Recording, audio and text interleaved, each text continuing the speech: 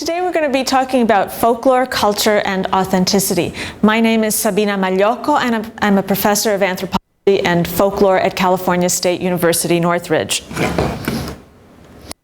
I originally gave this talk as part of a Cherry Hill Seminary intensive in February 2011 at the conference Pantheacon, and this is now available for your viewing pleasure through Cherry Hill Seminary's online site. We're going to start out today by talking about some of the questions that we will be exploring in this talk. The first is, what is authenticity and why is it important to modern pagans? A second question is, how do modern pagan religions create authenticity? What sorts of elements are helpful in creating a sense of depth and authenticity in our traditions?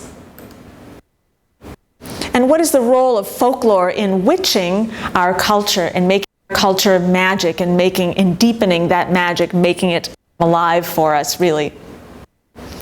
And finally, what are the ethics of cultural borrowing? If we're going to use folklore in order to give our rituals, our traditions some depth, are there ethics involved in borrowing traditions from other cultures? So really, we're going to be talking three separate things. What is authenticity? How did it come to be in paganism? How is it important to our traditions? Is there any other kind of authenticity that we can talk about? And how do we bring that out in our traditions? And finally, what are the ethics of cultural borrowing? I want to start by defining my terms, as we always do. Culture is a concept that grew out of the colonial encounter with the other.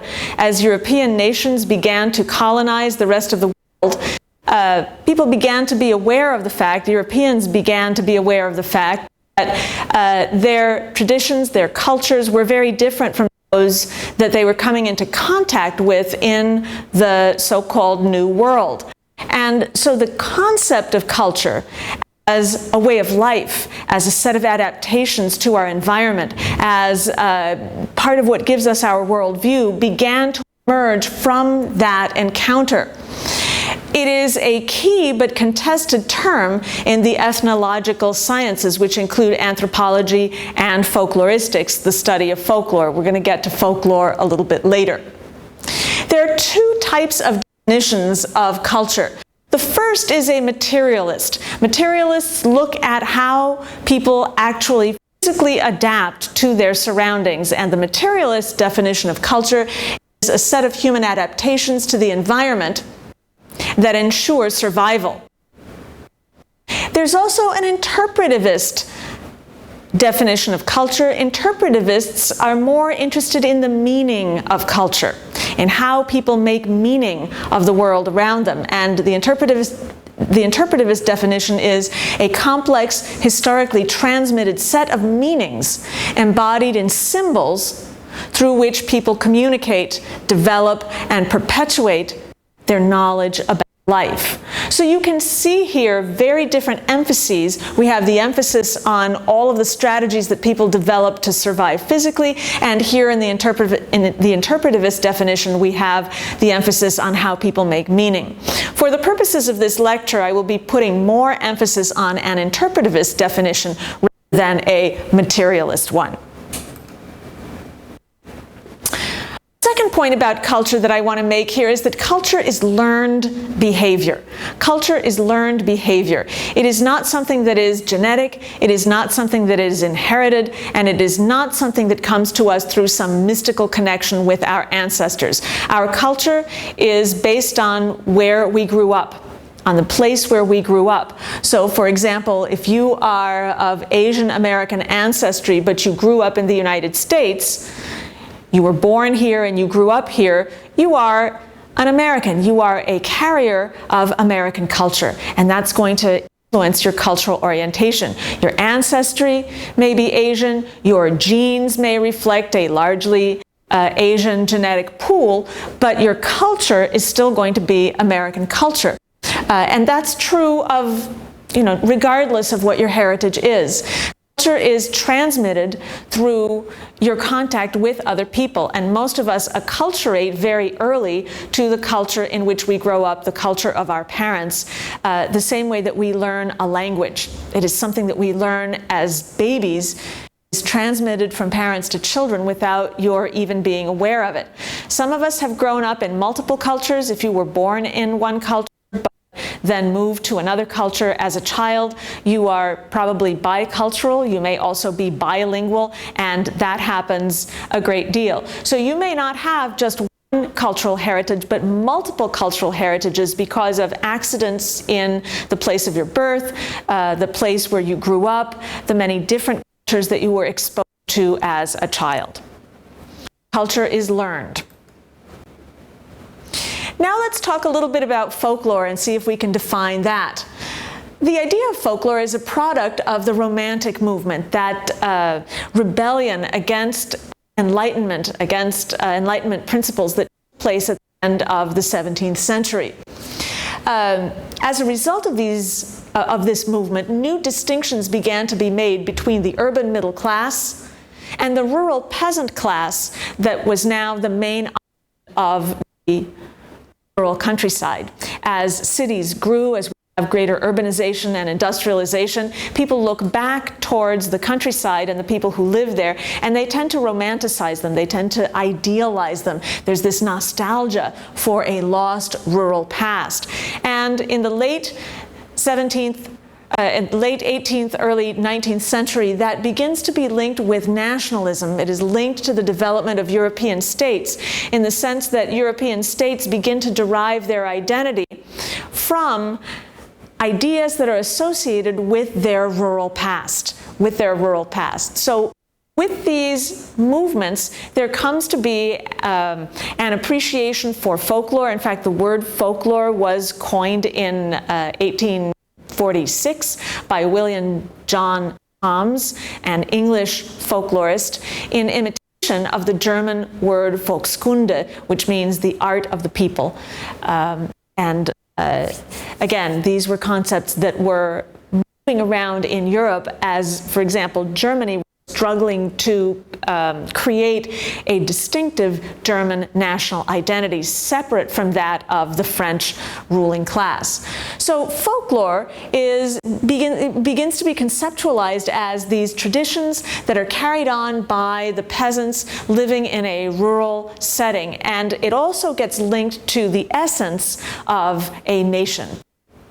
There are a number of problematic assumptions about folklore that are really rooted in that history of the term. The first is that the lore of the people, folklore, the lore of the people contains the folk seal, the soul of the people. Again, this idea is rooted in that romantic and nationalist construction of folklore. The philosopher William Herder came up with this idea of folk seal, the lore of the people.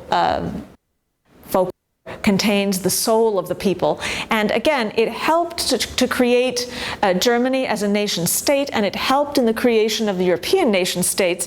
But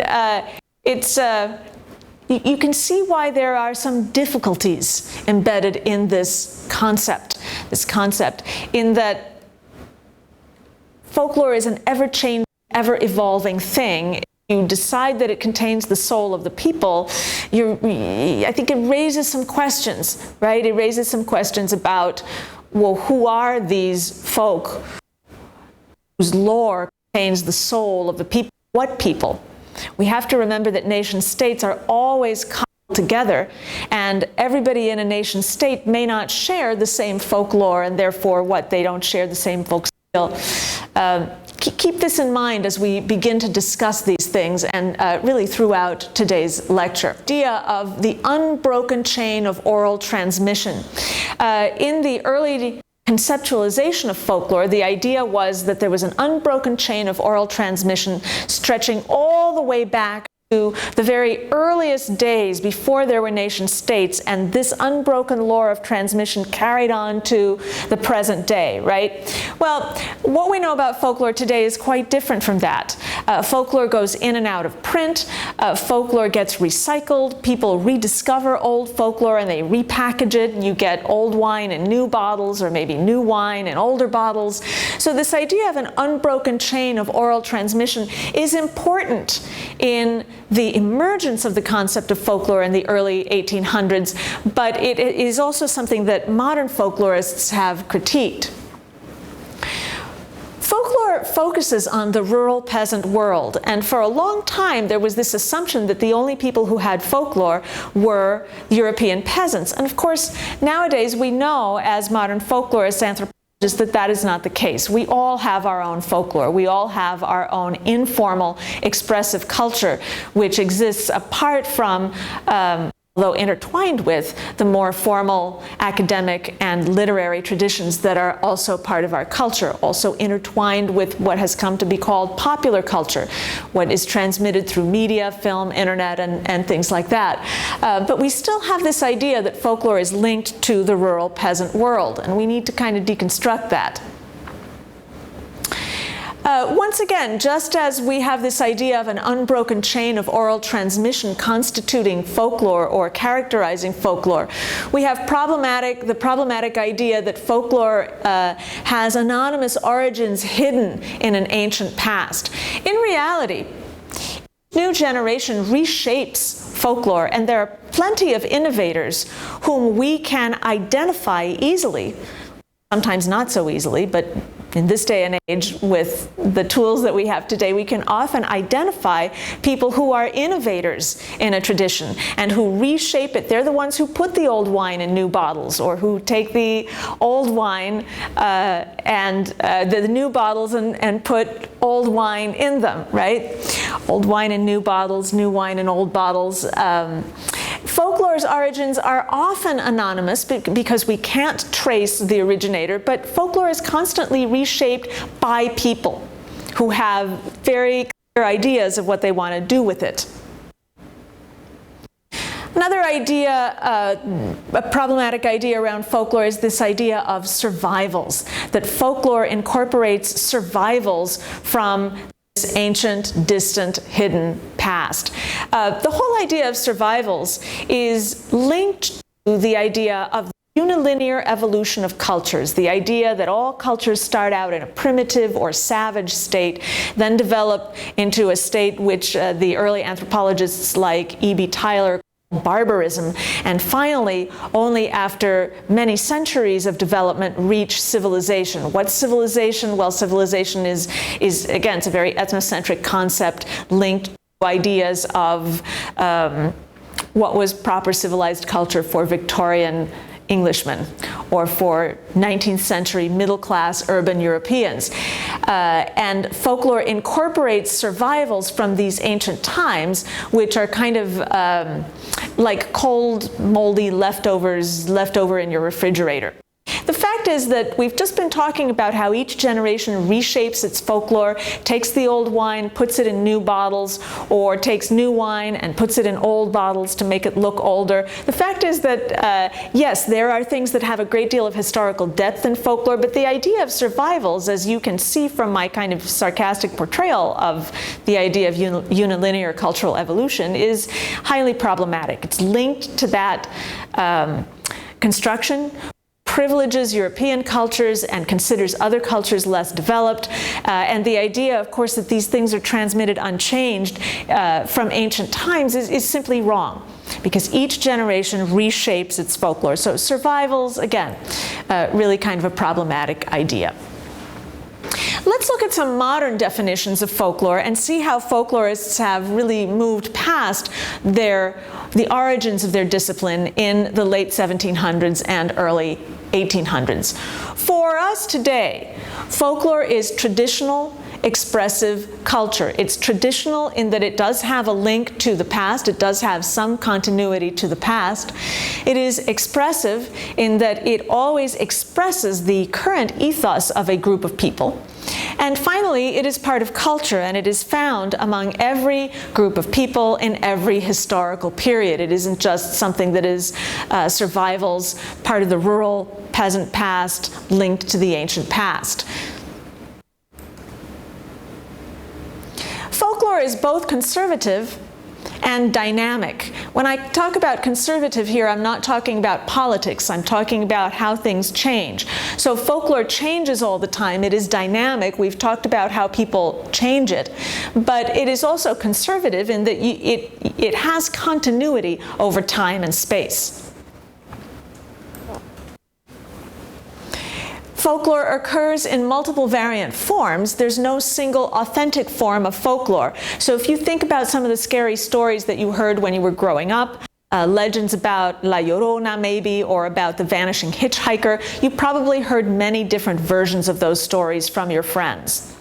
There is no one correct version of that story. All of those stories are equally authentic.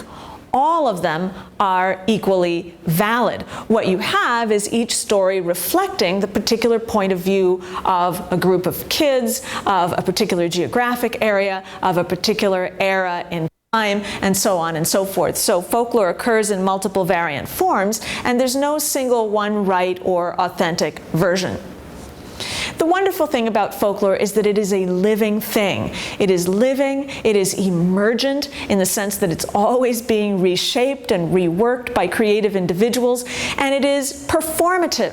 Folklore emerges in a performative context, so it is never the same twice, and it easily adapts to the changing context, social, economic, political. You know that the minute, for example, a politician makes a gaffe, the next minute, people are joking about it on Facebook, or somebody posts a meme on Facebook that makes fun of it. Well, that's that emergent quality, and that shows how easily folklore adapts to changing conditions. At the same time, we have a history of these kinds of jokes going back hundreds of years, and that's the conservative aspect of folklore. When you look at these modern ways of understanding folklore, you see how those earlier ways were limited. And you see why we can't stick to a 19th century definition of folklore if we're going to talk about it in contemporary terms. The third term that I'm going to talk about in this context is authenticity. And it is no surprise that authenticity as a term and concern with authenticity grows out of the same cultural matrix that gave us concepts like culture and folklore. So authenticity is not a very old concept. It goes really only back as far as about the late 1600s, early 1700s. Early forms of this concept are concerned with, for example, the authenticity of coinage. Is a coin real? Is it the legitimate currency of a realm or nation, or is it a forgery? Is it a fake? Here's what you need to remember about authenticity. It is always defined in opposition to something that is inauthentic or spurious. So if we're talking, for example, about coins, if you have people forging coins or forging paper money, then you always need to contrast legitimate coinage with those fakes. If you are talking about forged artwork or forged documents, once again, authenticity is a concept that always contrasts the real with the fake. So the emergence of the idea of authenticity as it applies to folklore, as it applies to culture, as well as it applies to material things like documents and coinage and artwork, depends upon the role of experts in authenticating something. If you have a piece of artwork that you think is a Picasso and you want to insure it or donate it to a museum, you will need to get some sort of authentication that it is, in fact, a real Picasso and not something that your kid has done in his backyard. I actually should have used Jackson Pollock as that example, right? So you need to consult an expert, an expert who will authenticate that and say, yes, this is an authentic piece and it is worth X amount of money. Usually there's value, right, attached to these things. What about when it applies to culture? Well, once again, when you think about those early definitions of folklore, folklore being rooted in an ancient past, having to have an unbroken chain of transmission, very early in the game, I would say by the mid-19th century, folklorists had established themselves as experts in authenticating the validity of a piece of folklore. And even when I was in graduate school, which is not so terribly long ago, maybe 30 years ago or so, there were senior faculty in the department who actually would say that something was not folklore unless you could trace at least 3 generations of oral transmission behind it. What's the problem with that? Well, we've just gone through all kinds of information about how emergent folklore is. And folklore does have depth in time, but many things are folklore that have not been transmitted for 3 generations in an unbroken chain.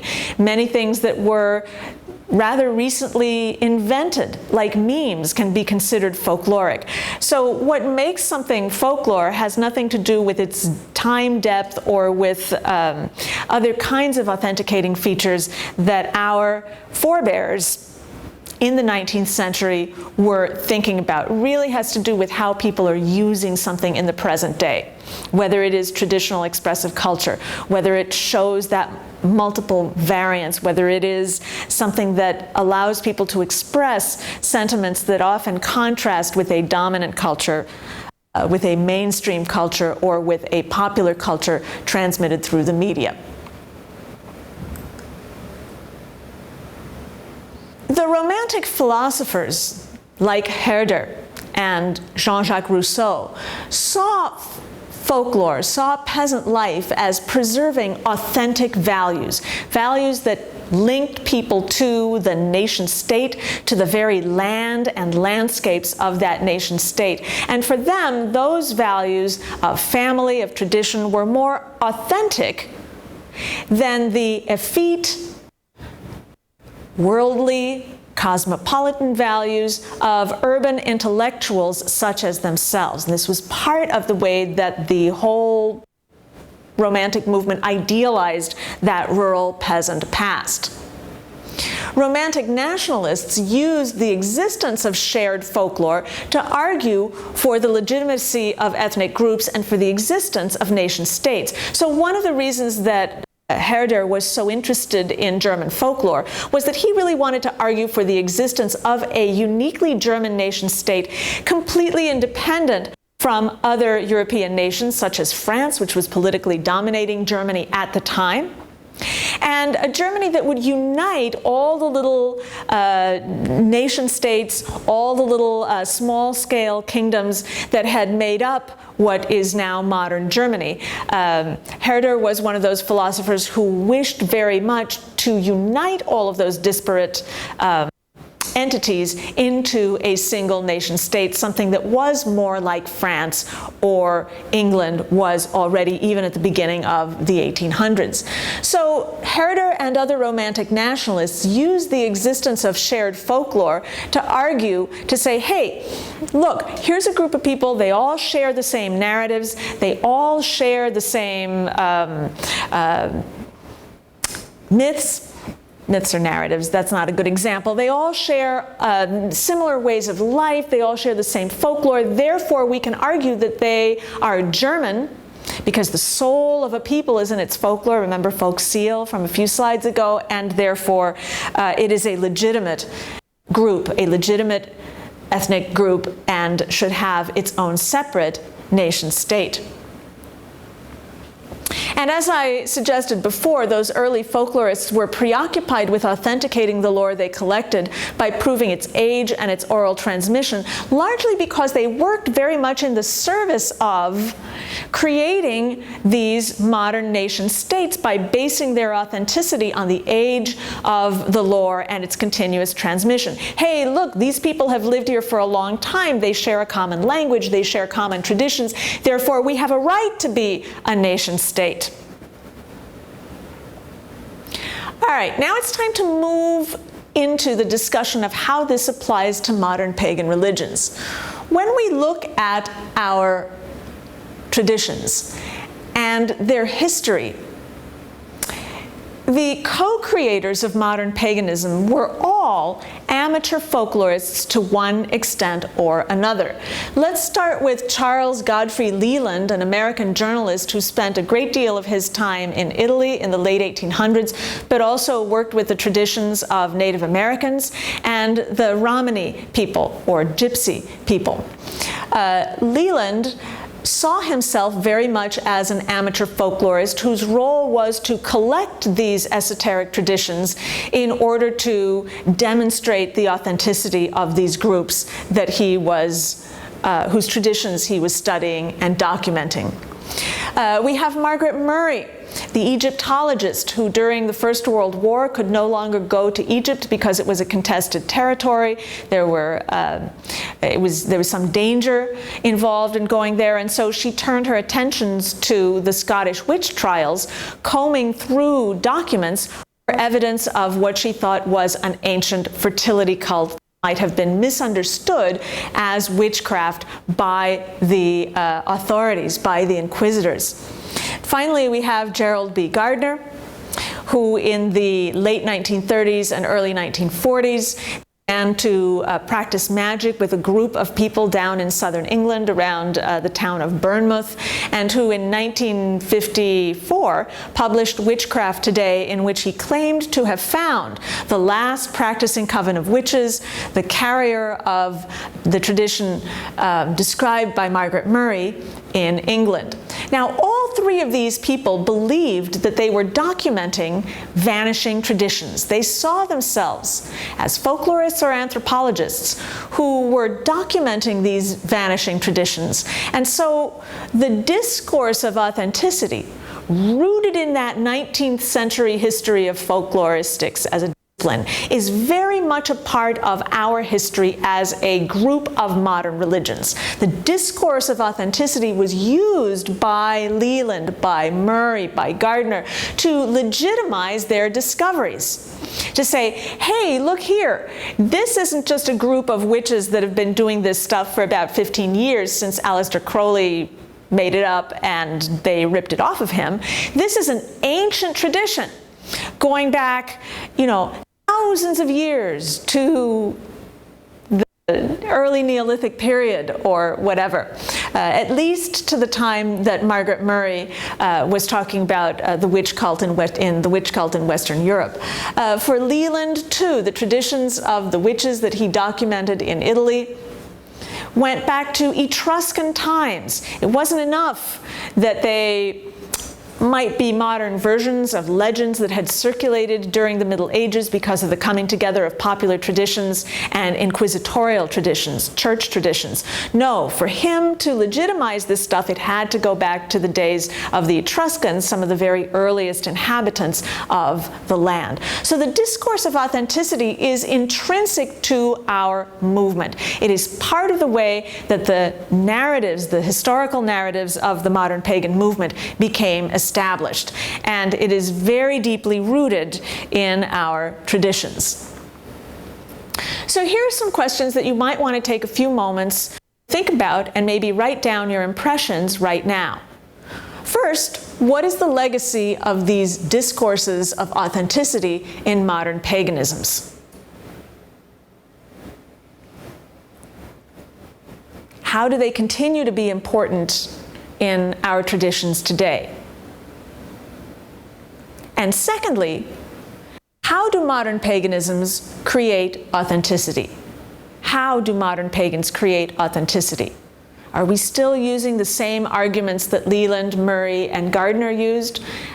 Are there new arguments that we're using? Just take a few minutes to think about this and write down your impressions right now.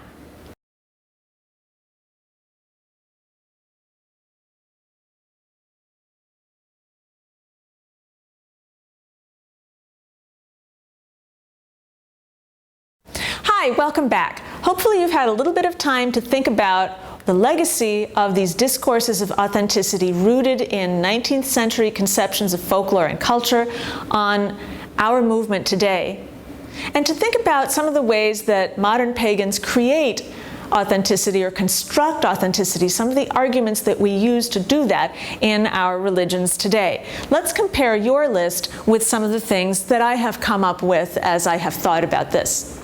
One of the arguments that we use today to construct authenticity in our tradition is that of historicity. In other words, we use arguments that these traditions are historical. How many times have you heard people talk about modern witchcraft as something that has been handed on from generation to generation, going back all the way to an ancient pre-Christian fertility religion that was preserved into the Middle Ages by people who resisted the Christianization of Europe? How many times have you heard, for example, Reconstructionist pagans talk about the continuity of their own traditions, often in the folklore of particular ethnic cultures?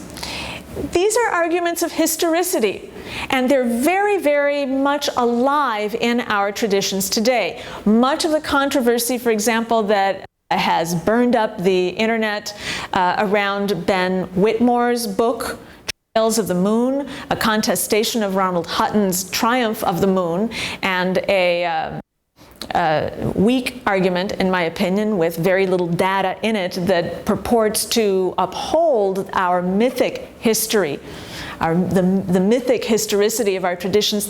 These are all arguments of historicity. So that's one of the ways that we attempt to construct authenticity in our traditions. Another is continuous oral transmission. That same old chestnut that was really important to 19th century folklorists, some of them all the way into the 1970s and 80s when I was in graduate school, the idea that that continuous chain of oral transmission somehow authenticates a tradition. I even heard one presenter at a conference, who shall remain nameless, say that his tradition was authentic because it had been transmitted in an unbroken chain for something like 24 generations. Well, if you do the math, that only goes back to about 900 AD, a time when Europe, the area that he was talking about, was already Christianized. So, not sure what's going on there. But you're right. Continuous oral transmission is another argument that is used to construct authenticity. How about kinship? How many of you have heard the classic fam trad story? Oh, my tradition is authentic. I think I just squished my mic. My tradition is authentic because it's been transmitted in the family, in the blood. I was initiated by my grandmother.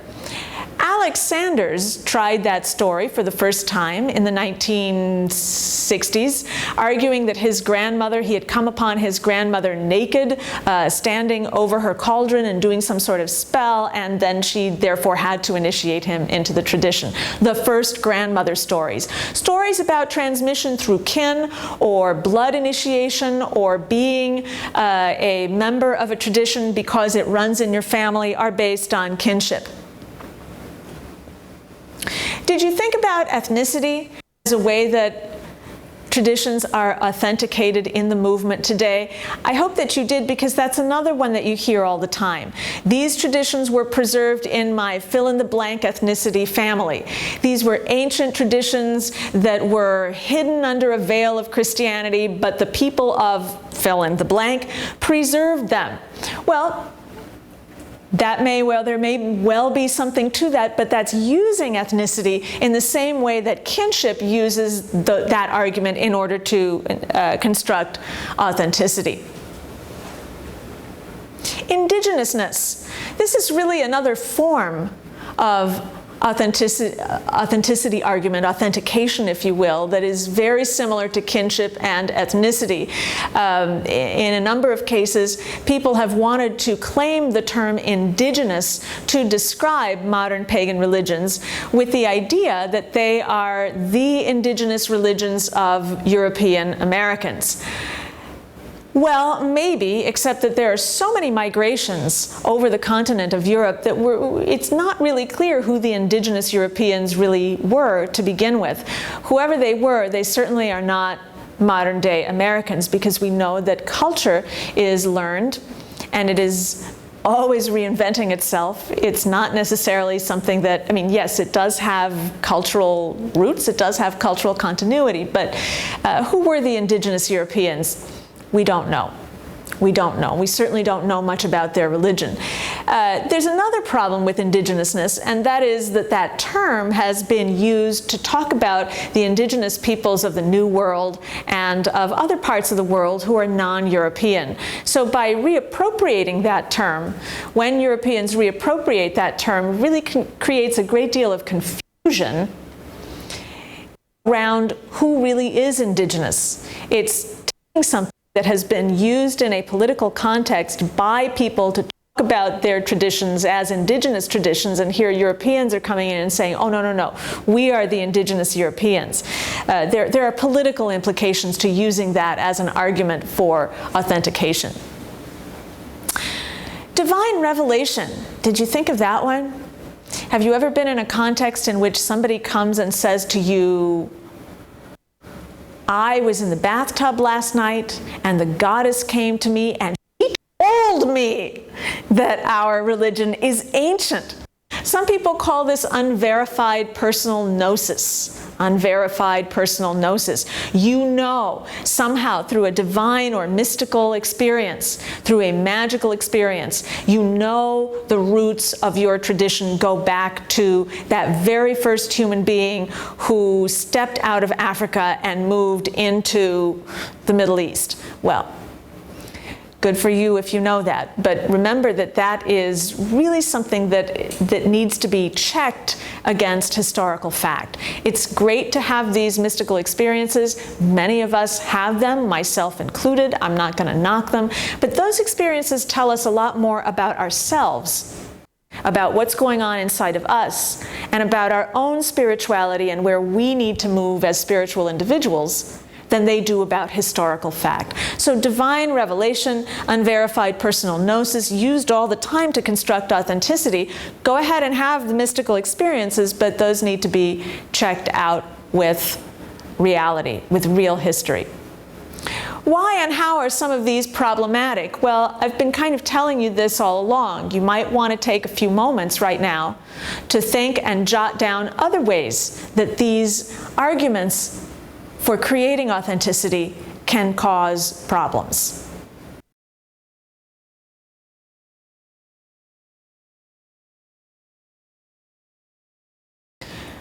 Okay, welcome back.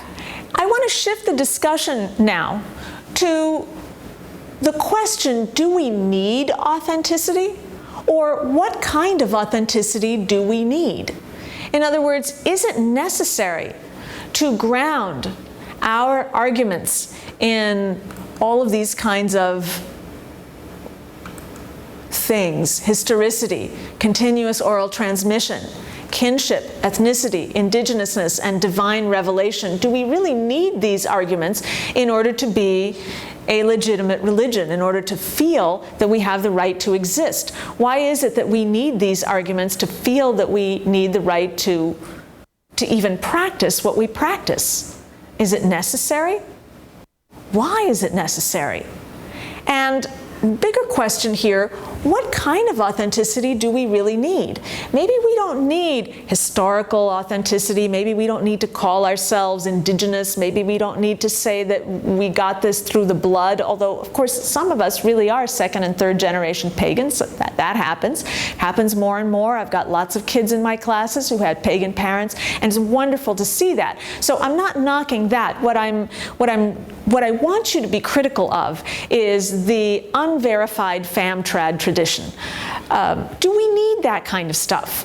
Or do we need a different kind of authenticity that has to do with the kind of experiences that we have, kind of experiences that we create for other people, for example, through our rituals? My contention is that all religions are authentic. All religions are legitimate. We don't need to create these stories for ourselves. So all religions create legitimizing narratives. I mean, if you look at, for example, the history of Christianity, why do we have 4 Gospels? And why are there all kinds of other Gnostic Gospels that got, left in a pile somewhere because people didn't want them? It's because we have all of these early Christians writing their own narratives of authentication for their cult, for their sect, which at that point was really a sect of Judaism. It hadn't even fully separated from Judaism. It was just trying to establish itself as a religion. If you want to look at this stuff in a more contemporary context, a more historically modern context, look at the legitimizing narratives, for example, of the Church of the Latter-day Saints, or the angel Moroni coming down to Smith and giving him the Books of Mormon. I mean, all religions create legitimizing narratives for themselves. So we are not different from every single other religion that is out there. This is a way that we are like them. This is a way that all religions behave alike. At the same time, we need to remember that all religions are equally legitimate and authentic. I was recently reading a book about invented religions, religions whose roots are very, very recent, things like the Church of the Flying Spaghetti Monster. And those things, some of them start out as a lark, as kind of a joke. And yet at the same time, the amazing thing was that even within these recently invented religions, some people were finding great meaning. We're having experiences of spiritual depth. So what that says to me is that it doesn't matter what its history is. Even if you and a bunch of friends made it up, last week, sitting around the table, eating Skittles and playing with your computers, if it has meaning for you, it's legitimate. All religions are equally legitimate and authentic. There's really no such thing as an inauthentic religion. If people are doing it, if they're having spiritual experiences through it, if it makes meaning for them, it's good to go. So what I want to do now is move the discussion towards a new idea of authenticity, towards a new idea of what it means to be authentic, where that authenticity comes not from purported historical roots or from blood connections or from connections with indigenous people, but comes from something that is inside ourselves, comes from some experience that we create inside ourselves spiritually and that we then create for others through the kinds of rituals we do. So we're talking about towards a new kind of authenticity.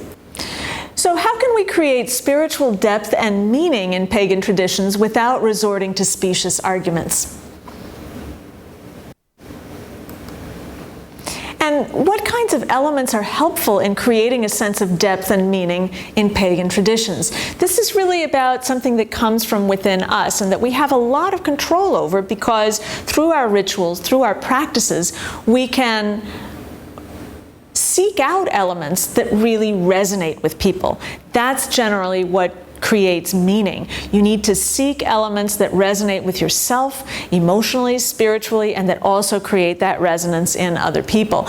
And I want to suggest that folklore, myth, folktale, ballad, legend, especially those narrative genres that I just mentioned, are very useful in creating that sense of authenticity.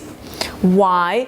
First of all, these are things that really were practiced by our ancestors. They're a genuine link to the past. We talked about how folklore has continuity, has time depth. Even if it's reworked, it's still old wine in new bottles. Even modern day stories, for example, about La Llorona or about ghosts or about People of the Mounds, they're out there. Stories are out there, and you can use them in ritual, in narrative, to create that sense of time depth, because they got time depth. You don't need to make it up. They were genuinely practiced by people who came before us, so they're a real link to the past. These forms of folklore have already passed through a lot of different human hands. A lot of creative narrators and reworkers have reworked these things. They've been shaped by generations of users.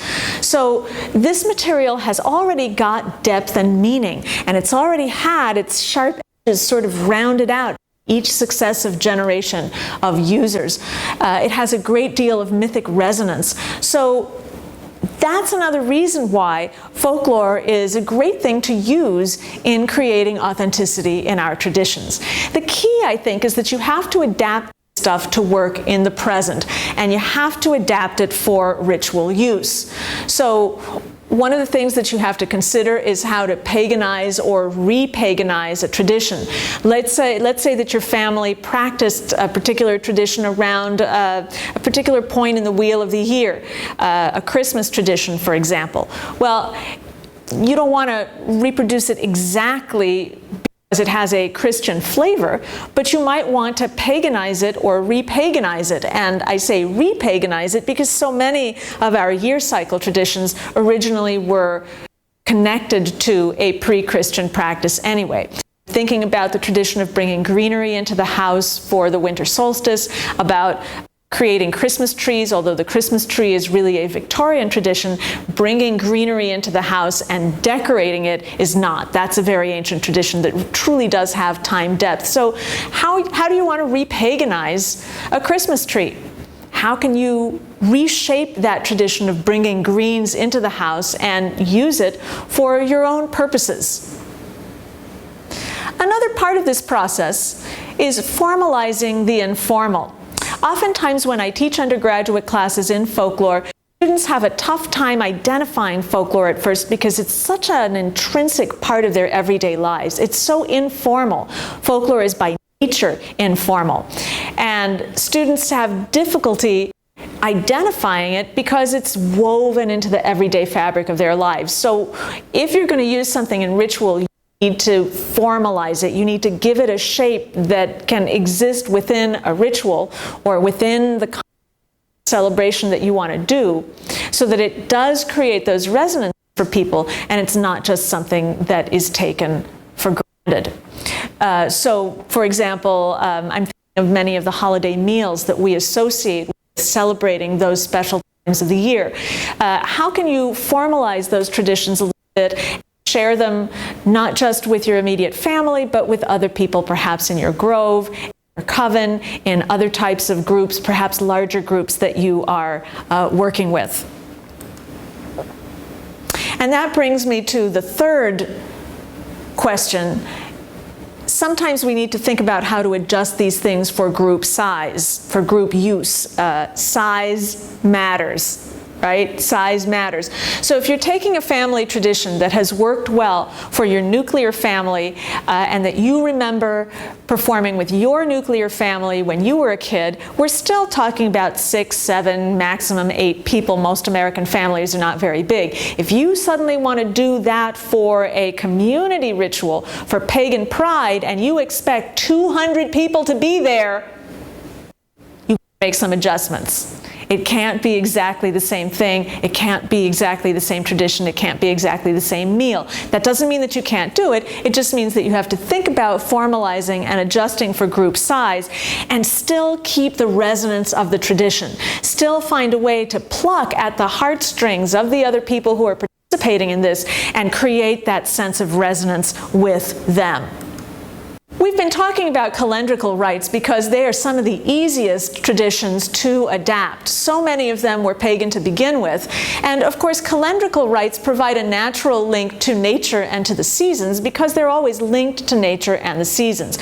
One of the things I tell students in my folklore classes all the time is that the economy is always linked to these celebrations, or rather these celebrations and festivals are always linked to the economy. Nowadays it's very easy to see, for example, how the holiday season is linked to our consumer economy, but if you go back to ancient times and you look at things like when the major feast days are, they're always linked to some sort of economic change for a pastoral or agricultural cycle. This is when we move the sheep to the higher pastures for the summer. This is when the sheep come down from the higher pastures because it's getting cold and now the rainy season has started down in the lowlands and there's going to be enough grass for them to eat and get through the winter. This is when we are going to slaughter the sheep that we can't winter, and we're going to consume all of that meat, because remember, this is in the days before refrigeration, right? And we are going to celebrate that. right? The death of these sheep and the beginning of the new pastoral year. And this is when we're going to sow our winter wheat.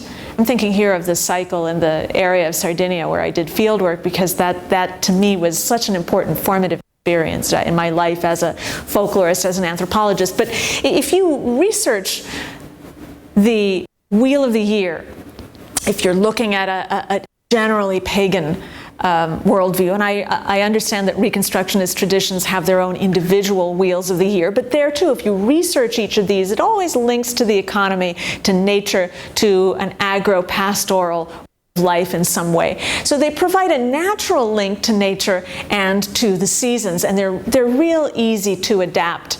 Many of our own holiday traditions today have their root in these earlier agrarian customs.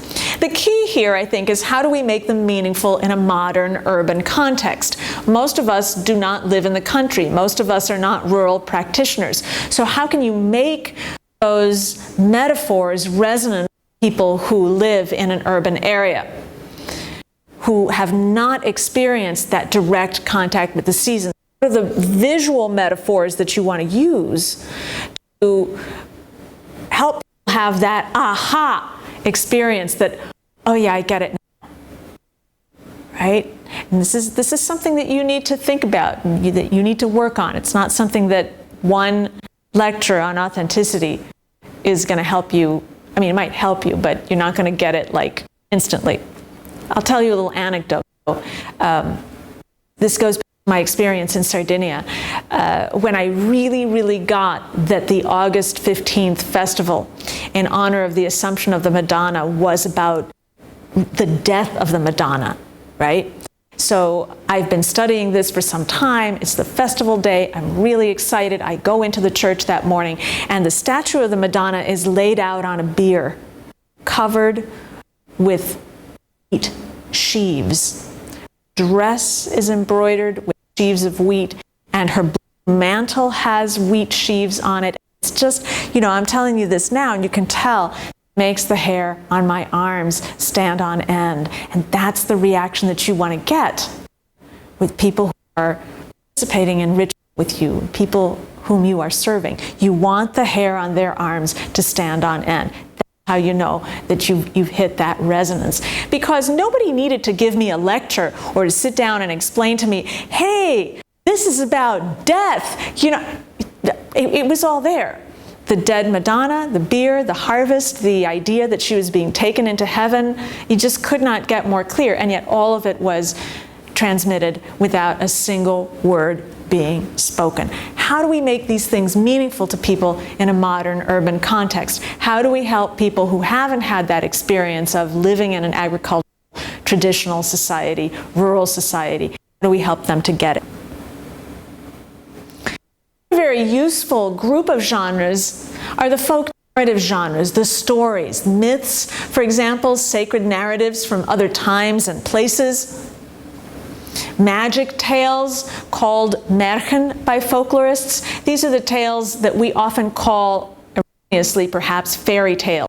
It's not so much that they've got fairies in them, but they've got some kind of magical transformation, magical objects, magical stuff happens in them. Legends, these are stories set in the real world about a supernatural or extraordinary event.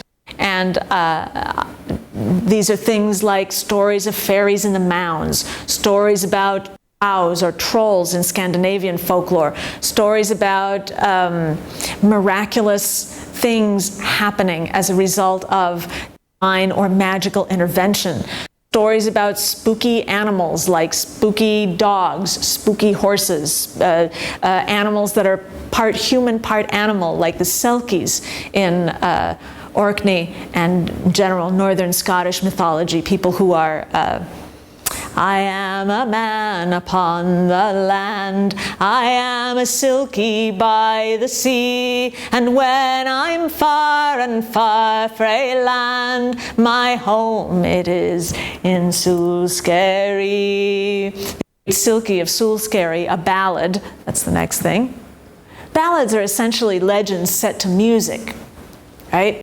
So you've got these spooky stories, like the great Silki of Sulskeri, a supernatural being, magical being, who is a seal when he's in the sea, and he is a person, a man, when he's on the land, and he interacts with with the nursemaid of his young son, and essentially foretells future and the future of his own son.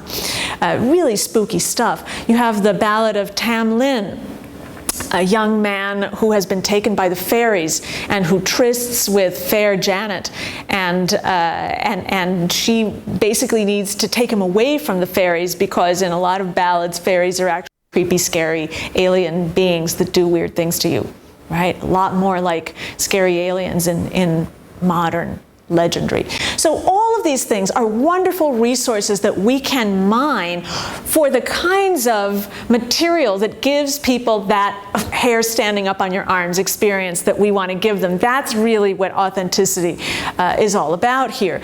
These lend themselves to dramatic enactment and to guided meditation. So, for example, you might want to act out in a ritual some of these stories, or you might want to use, say, the legend of Thomas the Rhymer, the man who was taken into the realm of fairy by the Queen of Elfham and had incredible experiences there, and then came back with a gift. His gift was a tongue that could never lie. He was not very happy about that gift, but he was known forevermore as True Thomas. Maybe you need to do a ritual about the importance of honesty, of good communication, of not lying, and you want to use that Ballad of True Thomas as a guided meditation to get people to meditate on what does it mean to tell the truth? What does it mean to have a tongue that can never lie? How do you get that? What kinds of responsibilities are associated with that? You know, I'm just kind of going off here, but you yourself will know the things that resonate with you,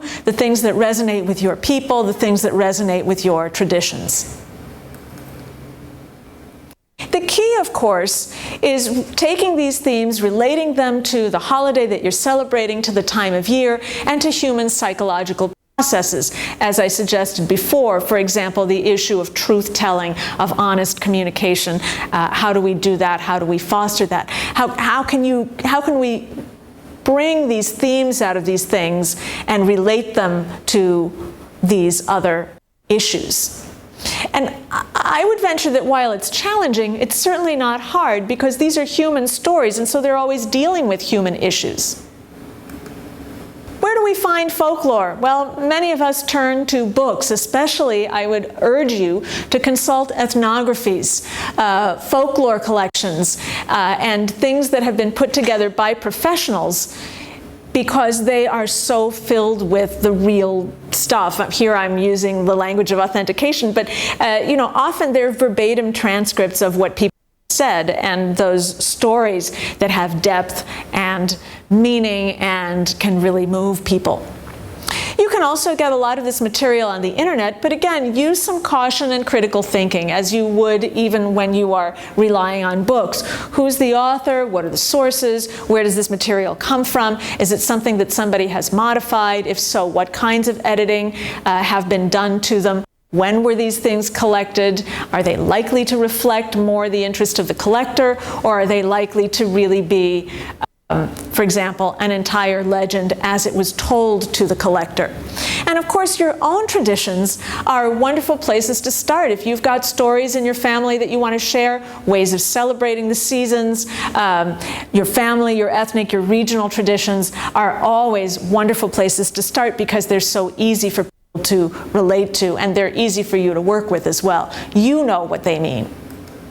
Which, of course, brings me to the last piece of today's lecture, ethics of cultural borrowing. If you're going to use things from your family, your region, your ethnic tradition, is it okay to use them? Is it okay to adapt them? There's a lot of questions and confusion about this in the pagan community, and I want to just address some of these right now.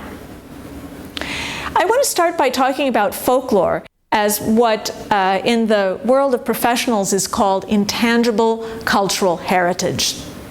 Folklore is often used to define a group's identity. We've seen that this is part of the legacy of folklore going back to the late 1700s and early 1800s. However, the paradox of this is that folklore seldom belongs to a single cultural, ethnic, national, or religious group. It doesn't belong to just one group. Just one group doesn't own it. Think for a moment about the story of Cinderella. The story of Cinderella is familiar to us from the collections of the Brothers Grimm and of Charles Perrault, a little bit before the Brothers Grimm in the 1600s, actually, Charles Perrault. Brothers Grimm, 1812. Notice those are two very similar stories, however.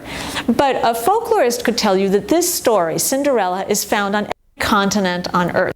Almost every culture has some version of the story of a poor girl, but sometimes it's a boy, who is picked on by his or her siblings, and who, through some magical help, often from a dead parent, overcomes adversity and becomes powerful, successful, a princess, a queen, a king, a ruler, something big, right?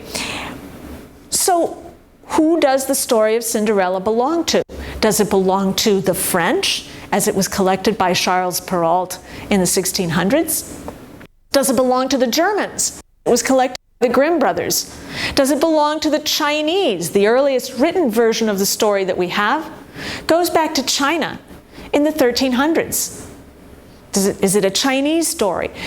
There's no right answer here. This is a story that belongs to everyone, and it proves that that folklore does not belong to a single cultural, ethnic, or national, or even religious group, but is something that is shared by many people. How can this be true?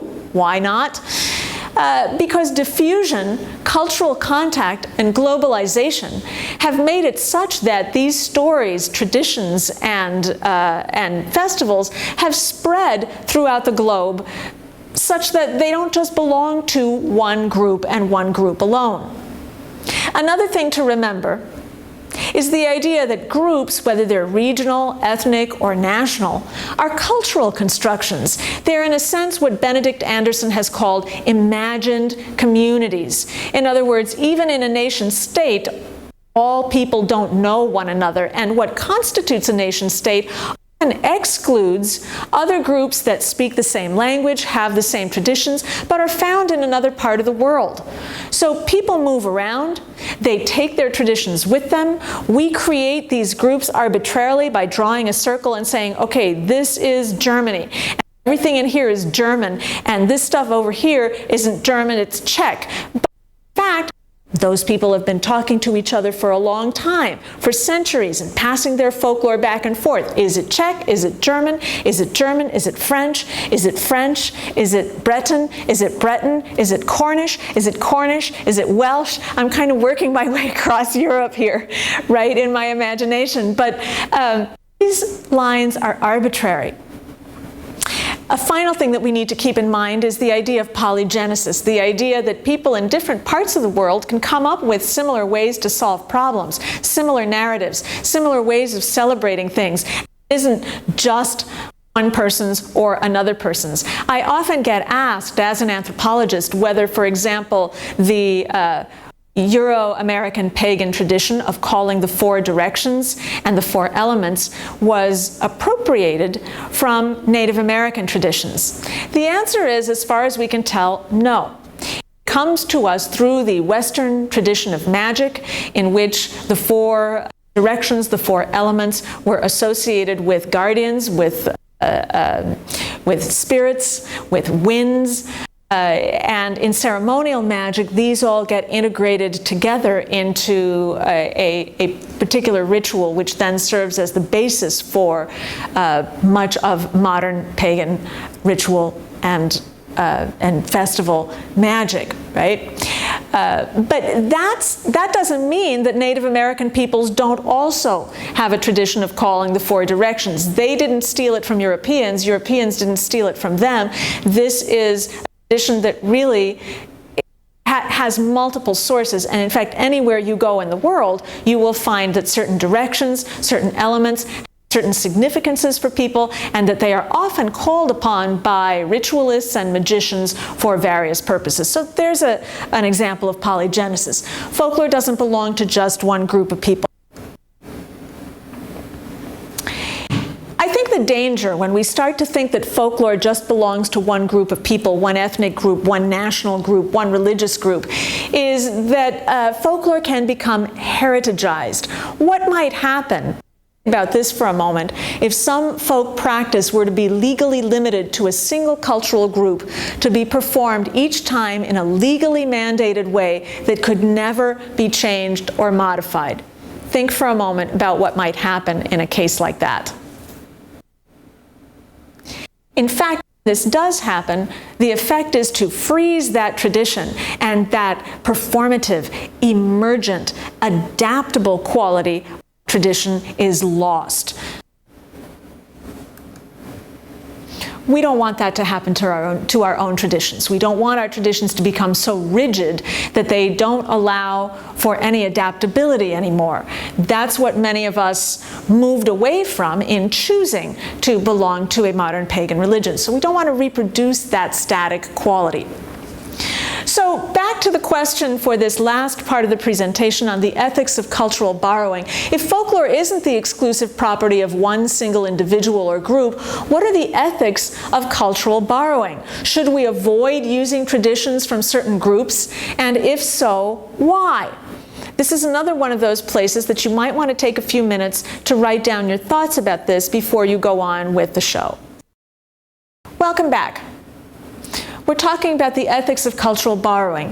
The history of power relationships between certain groups in the world can make cultural borrowing problematic, and it can lead to accusations of theft, cultural theft, and appropriation or misappropriation of traditions. And so I think that we need to think very carefully, even though folklore doesn't belong to any one single individual.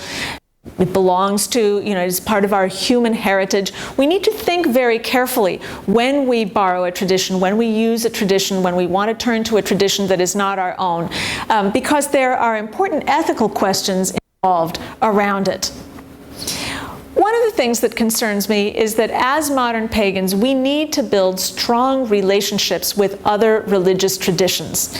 We cannot afford to make other polytheistic traditions, traditions that are earth-based, nature-based, rather than being one of the big established religions. We need to build bridges with these groups of people.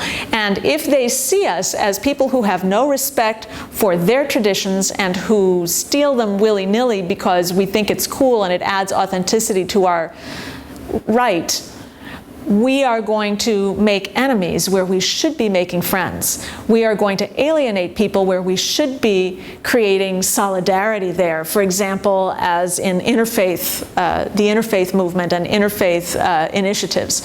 So appropriation undermines this important process. And even if you don't see ethical problems in borrowing, there are political problems in borrowing that we need to be aware of.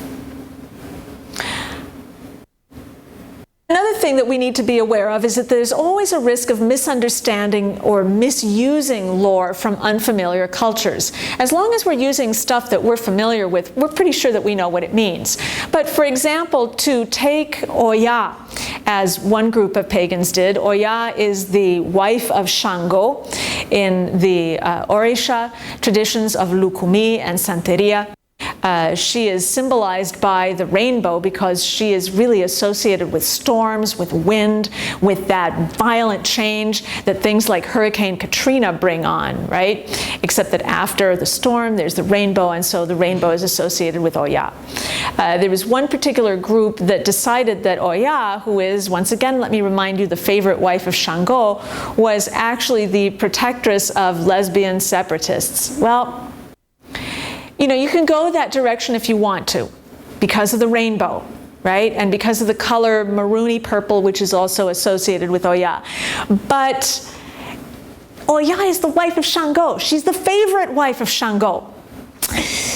There are some potential misunderstandings and misuse issues in there, and for those practitioners who believe that Oya has a real objective existence outside of our conceptualizations of her, Oya might not be real happy about having her energy used or invoked in that particular context. Maybe if you invoke it, you want to broaden it a little bit. I don't know. I'm not trying to tell you how to do ritual, but I am telling you that there's always a risk of misunderstanding if you're borrowing material from cultures that you're not familiar with. So which traditions can we use and adapt with impunity? Are there traditions that we really do not have to worry about? Obviously, your own tradition, your family's traditions that you practiced growing up. Perhaps like me, your family came from one place, but you grew up in another place. But you grew up, for example, celebrating Halloween, even though none of your ancestors or family members did. Well, adapt away. Do a trick-or-treating thing for Samhain. I don't care. Knock yourself out. Live in traditions of the regions and cultures in which you grew up or in which you live now. That's just called rooting yourself in the present. So if you now live in a culture, in a setting that recognizes a particular time of year as important because that's when the harvest is, we need to pay attention to that. Because we're not living in Europe anymore. We are, or at least I'm not living in Europe. I'm living in the United States. I'm living in Southern California. And I root my traditions in what's going on directly around me. And obviously, material from your own cultural and ethnic traditions is stuff that you can work with easily and without any problem. That really, this is a broad way of talking about all of this stuff. It's not this and this, it's this encompasses all of that. On the other hand, there are some traditions that we can adapt with some caution and with some common sense. Materials from non-living traditions. Let's say that you are inspired by Isis and you want to adapt the traditional offering of boats to the goddess Isis as a form of thanksgiving every spring when the River Nile would flood. Well, those people aren't around to protect their traditions being ripped off today. And we don't know much about those traditions, so you have some leeway there to adapt them and reimagine them as you would like to without upsetting too many people. Historical, that is, non-living traditions from the region in which you now live. Let's say that you find out through your research that in the 1900s, people in your region celebrated a particular thing, or they had, let's say, play parties. You can go look that up and find out what that is. And you want to adapt that for ritual, for a community ritual, because you found out that in your town, a play party used to be held every year at the end of October. That's a great idea. Once again, this is rooting yourself in your local traditions. I say that you need some caution and common sense in a situation like that because you want to do your historical research. You want to make sure that you are grounded in fact and in practice and that you're clear on what you're adapting and what is the new stuff that you are putting in. You want to also be clear that you're not reproducing, let's say, patterns of gender exclusion that might have been part of the original tradition, but that you don't want to reproduce in the new tradition. Finally, living traditions that are not your own, but which you learn through direct transmission. For example, you spent time with a particular culture, you participated in it, and you were taught certain traditions, and you now have permission to pass them on. These things, if you've got people's permission, if you learn them firsthand, they're really part of that stuff, that is now your own because you lived, you participated in this stuff. So I feel okay about adapting those traditions with some caution. Of course, common sense, particularly if you're talking about a Native American tradition. An Afro-Caribbean tradition, people, please just talk to your teachers, get their feedback, get some permission, communicate around this stuff before you go adapting them. Finally, material from published literature. So many of our traditions really are adapted from books. I'm thinking about the Church of All Worlds, which Tim Zell and a friend, Richard Layton, I believe, but I may be wrong about that. Anyway, Oberon Zell created the Church of All Worlds with a friend of his based on Robert Anton Wilson's book, Stranger in a Strange Land. If there's a particular tradition in a book that you've read, science fiction, fantasy, a novel that you want to try to recreate, material from published literature is pretty much fair game, again, with some caution and common sense. Finally, there are some traditions that I really think it's best to avoid using, and I'm going to go through those and why. I would say that material from living cultures outside your own tradition, especially those of First Nations and Third World indigenous peoples, are things that you want to be very, very, very, very cautious about using. Once again, these folks are our allies, and these folks are also people whose traditions we have been involved in destroying through colonialism. To turn around and appropriate that and put it into a ritual without any regard to the parameters around it, to the context around it, this is going to create problems. It's going to create problems for you. It's going to create problems between you and members of that community when you then go back to them as part of interfaith and say, hey, you know, we want to make an alliance with you. So think very carefully before you do any of that stuff. I really would recommend against it. Of course, if they're covered by the previous set of criteria, then they're okay. If you have spent years doing field work with a Native American group, you have become initiated into their traditions, you are now a bearer of those traditions, and you have their full permission to go on and pass them on to other people, then I'm not talking to you. Then you can do what you have been given permission and consent to do. Otherwise, people, please use your brains.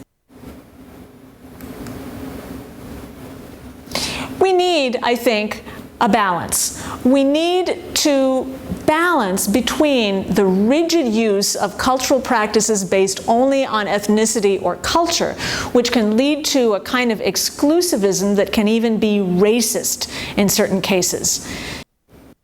I'm trying to think of an example, and I remember one of the early pagan festivals I went to, I was talking to a woman who read the runes, and I asked her some questions, and she told me that runes never work for me because I am not of Germanic ancestry. Okay, that's the kind of rigid stuff that I'm talking about here, where you're saying, you know, you don't have the blood, and therefore this is that goes to a very bad place. That goes to a kind of exclusivism that we don't want to be associated with either.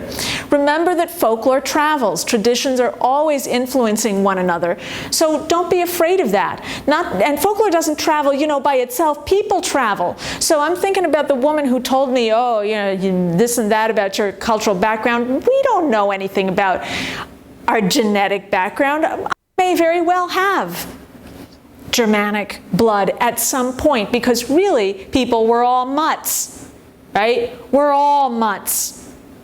So let's be reasonable, let's not be exclusivist. On the other hand, don't rip people off. Don't rip people off.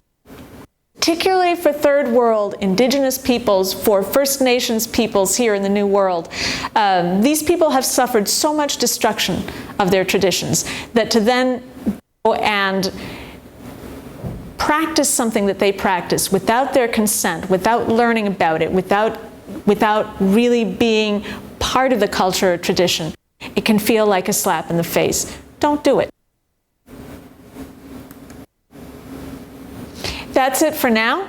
I encourage you, if you are viewing this with a group, to discuss what you have heard me talk about, to maybe try to write out some conclusions. And if you have any questions, you're always free to contact me. I'm easy to find. Just Google me. You can write me at my professional address. It's been a pleasure to talk to you today. Go off, have fun with folklore. Bye now.